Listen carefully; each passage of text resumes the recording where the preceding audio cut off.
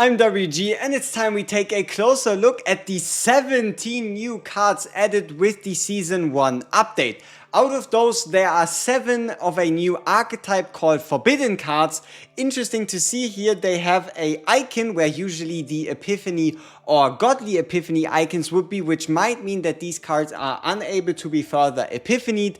Then there's going to be 8 common cards, or better said, neutral cards, whereas these cards will most likely also count as neutral cards, as seen by this like gray border that is going to change to whatever character you put it on. And then lastly, there's going to be 2 monster cards. So let's have a look at this, and as you can already see in the middle of the screen, we have a rename, and that is the Outbreak of War tag is or seems to be getting changed to the Initiation tag, kind of like streamlining that. And yeah, that's pretty much the rename, as you can already see in the top left and bottom left card that they use the new tag.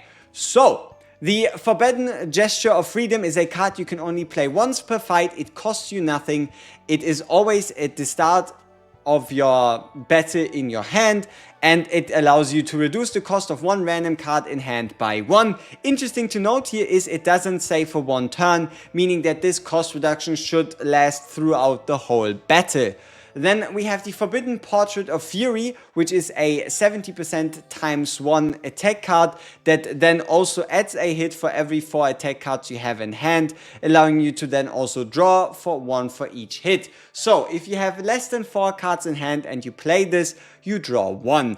If you have 4 to 7 cards in hand, you draw 2. If you have exactly 8 cards in hand at the time of playing this, you draw 3. Due to this card, using this card, it then replacing itself with the 3 drawn cards according to the 3 hitter.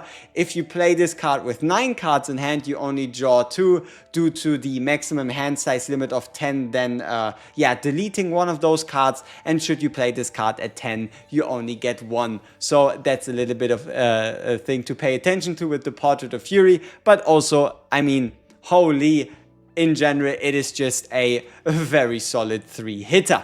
Then we have the probably at the moment most expensive card in the game, a 9 cost Forbidden Ecstasy of Violence that has the retain effect, meaning it will stay in your hand even if you don't play it during a turn. And what it does, it's a 150% multiplier, which is very high at a 4 hit. So that's already 600% damage. Just 1 extra stack of morale is going to add, like in a 20% bonus, is going to add 80% to this total. And the way this works is whenever you draw a card by an ability, meaning for example you play, let's say, the Barrel Snack card and it draws you 3, then the cost is going to go down from 9 to 6. For this card to see true value, anything from like a 4 to like a 1 or even 0 cost is incredibly good. So that is the Ecstasy of Violence. Then we have an upgrade card in the Guidance of Futility, again Outbreak of War. When drawn by an ability, meaning whenever you draw a card by using an ability, it's a bit of a weird phrasing, you heal for 40% and reduce 1 stress for a combatant. So instead of it being you drawing this card, the only thing that makes sense is that this is an upgrade card, and every time you draw through the use of an ability, you then heal and reduce the stress. Then we have the Disposable Ego at a 1 cost, which allows you to draw 1, and then based on the card that you've drawn, you, based on the cost, draw extra cards. At a 0, you get nothing. At a 1 cost, you draw 1, 2, 3, and you get it. And yes, you can see it as well. If you were to use the Forbidden Disposable Ego to draw Forbidden Ecstasy of Violence, then you would technically draw 10 cards total, obviously going a little past the max hand size limit, even from only 1 card. And there should also be an interaction here where you're then also going to reduce the cost of the Forbidden Ecstasy of Violence down to 0, because it should get drawn first. But that's just a little bit of a silly synergy there. We don't even know if that truly ends up working. Next up, you then have a 2 cost skill card, the Engraved Malice, which has the lead effect, meaning a 50% chance to reduce its cost so long as it's in your hand. and then if you play this as the first card, if you play another card, it loses the 1 cost reduction. It draws you 1 and then activates 2 random cards from your hand at no cost to you. So for 2 cost, you draw 1 and you play 2 cards. These could cost anywhere from 9 to 0, depending on what kind of cards you have in hand. The only caveat here being that it is random cards being played, which also means random order, which could clash with certain combatants. And then lastly, we have the Forbidden Eternal Hunger, a 0 cost skill card that has no effect upon being played.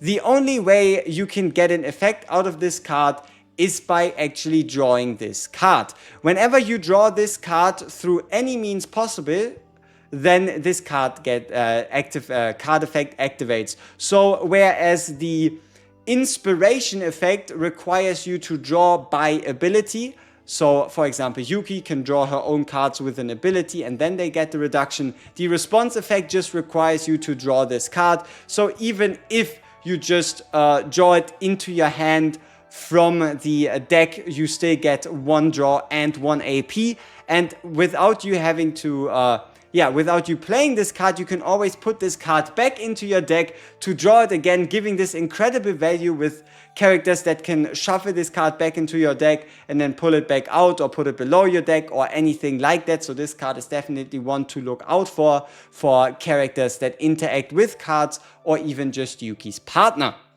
So now that you have the baseline of how these cards work, let's talk about general power level. So out of all of those, unless we see a true piece of content where you need this 1 stress reduction, this is more of going to be a card that kind of helps like a Cassius, a Ray, a Beryl even, with just providing more healing through boosting the, just getting a heal upon getting a card draw, which these characters can do quite well. So depending on how necessary the healing and stress becomes, this card might just skyrocket in value. Then we have this card right here. It kind of clumps up your starting hand because it has the Outbreak of Wartag, and it is indeed a random cost reduction, but that still doesn't mean that this card is weak. Then we have our Portrait of Fury. So the only important part here is it can deal damage, it can draw you cards, you just have to kind of pay a bit attention to how many cards you truly have in hand, and this card obviously becomes more valuable if you have, for example, retained characters like Beryl or Leia, because you naturally just have more cards in hand. Then the Forbidden Ecstasy of Violence, it really just depends on how much card draw you have available to you, but this 600% base damage is nothing to sneeze at, and it is so easy to be boosted. Like just imagine, for example, a Ray boosting this card by an additional 100%. All of a sudden this card has a damage multiplier of 1000%. Then the and the order is then between these 3 cards. These 3 cards are definitely going to be the favorites this season, just due to how strong they are, and to make an order between them is a bit harder, I guess, but the middle one is definitely the most random and also the one that forces you a bit to play it due to the lead tag kind of wanting you to play this at the beginning of your turn. And then you still do get a 1 draw 4-2, but it is indeed random cards getting played, so depending on who you play, you might be running into issues. And then the Forbidden Eternal Hunger is the card that needs the most setup, but can also provide the most value, so long as you just put it back into your deck and draw it again and put it back and draw it again. And then this card, it just increases exponentially in value the more expensive your deck is, or if you can... you could say deck manipulate which card is like at the top of your deck with, like, for example, a Nia.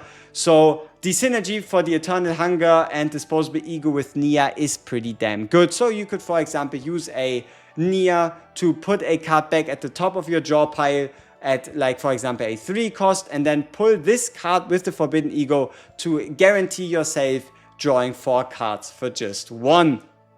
So these right here are our forbidden cards and a couple ideas what you can do with those. Next up, let's get rid of this beautiful tag right here because we no longer need it. We have our neutral cards. So from left to right, we have a card you can play once per fight, drawing 1 own attack card, meaning it draws a card of the assigned combatant, and for 1 turn you add a 50% damage amount to that card. Can be pretty powerful on pretty much any combatant, is comparable to the attack exclamation mark card, the neutral card, though the only issue here is that instead of being able to decide exactly which attack card you draw, it's going to be just a character specific one, but that doesn't make this card weak. Next up, the shell forming cell it's just a pretty damn good defensive card. It starts at 70% shield, it is in your hand, and for each card in hand you get plus 25% shield. Important to note here, you can see these cards have no symbol below them, so these cards should be good to go to be epiphanied or even godly epiphanied further, increasing the value of these cards even more. So you can get anywhere from a 70 to a 320% emergency shield. Now we have the propagative virus, who again has a lot of synergy with Yuki, with Cassius, with Nia, with characters that have these draw abilities, and that is because this card starts as a 120% one hitter and can go all the way to a 120% 6 hitter. And the way this works is that every time you draw this card, it's going to get an additional hit. So the first time you draw it, it's going to be a 2-hitter, then 3, 4, you get the deal.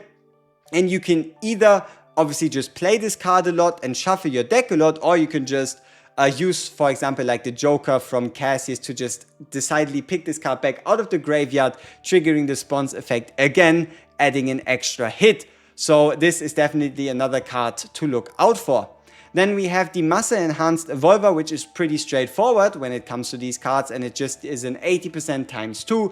But should this card be drawn by an ability, because it has inspiration instead of response, it's going to add 2 hits, making this an 80 times 4 hitter. Now this card might just be the most exciting out of the whole bunch, even with the monster cards, and that is our self-generating experiment. This card right here might just be the Mika solution some of you have been looking for. So what this card does, it's an upgrade card. You play it once per fight for 2, it stays active throughout the whole fight, and whenever you have 6 or more cards in hand, it changes the cost of one of those cards in hand to 0. So for example, a 4 cost card could become a 0 cost card, a 3 cost card could become a 0 cost card, and that can happen once per turn, basically saving you a massive amount of AP, depending on which card it hits and how you play around it. Then another very strong card is the Forced Learning Apparatus, that states upon using 4 cards you draw 1. So if, for example, you play a Tresor card and then you play, for example, 3 more daggers, all of a sudden, boop, you draw another card. It doesn't cost you anything besides a 2 cost upfront payment. The, I guess, only negative, besides these cards then being super overpowered, would be that none of these 2 actually have the Outbreak of War, so meaning you would have to actively draft into them or deck search for them. Now, Confiscation is also an absolute banger. It costs you nothing, draws you 1, and then from the draw pile or discard pile, you can move 1 random forbidden card into hand. Just as a quick reference, forbidden cards are these, and then any of these can be incredible value, especially depending on what kind of deck you play. And then let's see, we also have the Forbidden, oh yeah, and let's not forget it just draws you 1, right? And then Forbidden Algorithm is a one-time play because it has the exhaust tag, costs you 3, which is quite costly, but it creates 1 random forbidden card in hand. So for example, because it creates the card, that means it doesn't naturally disappear. So outside of the forbidden gesture of freedom, you're basically going to be able to keep all of these cards reliably throughout the whole fight, because this is not really a card you truly want to play or exhaust. So those are the 8 neutral cards. You might have been able to tell it, but my favorites out of these are definitely the Self-Generating Experiment, Forced Learning Apparatus, Confiscation, and Propagate Virus, with the Forbidden Algorithm being pure Gamba, pure randomness, the Shell Form just kind of like an emergency card, and then Aggressive Mutant and Muscle Enhanced Evolver, just all around pretty solid cards. The only thing we don't know about these cards yet is on which class can they fit. That is the only caveat to these cards, I guess you could say. So I highly doubt these are going to be like fully universal for every class. And then lastly, we have ourselves, let's see if we can get there. We have ourselves 2 monster cards. So these monster cards come from the Chilling Godfather and the Hunger of Loss. The Chilling Godfather activates the bottom 1 card of the draw pile, so whatever card is at the very bottom of your deck is going to get activated at no cost. And obviously at no cost at base because it costs you nothing. And then you can also pick a card and move it to the bottom of the pile. So should you, for example, have multiple of these, you can kind of create like this cycle where you can continuously are able to just play cards for free. Or even if you can somehow deck manipulate or reduce the chances of what could be at the bottom of your deck, this card can become incredibly powerful. With then lastly, the Hunger of Loss being a card that you play once per fight due to the exhaust tag, and it costs you 1, draws you 1, and should this card be the last card in your hand when you play it, you're going to draw an additional 4, meaning that this card can cost you 1 and draw you up to 5. So these are all the 17 cards that will be added with the Season 1 update. I hope you are able to understand which of those are good. I hope you are as excited as I am for building decks with these cards. Looking forward to figuring out where exactly we can get these cards, and also might already have some interesting build ideas in what you can do with those. If you want to share any of those with me and you've made it this far, you can leave them down in the comments below and we can have a look at them. Peace.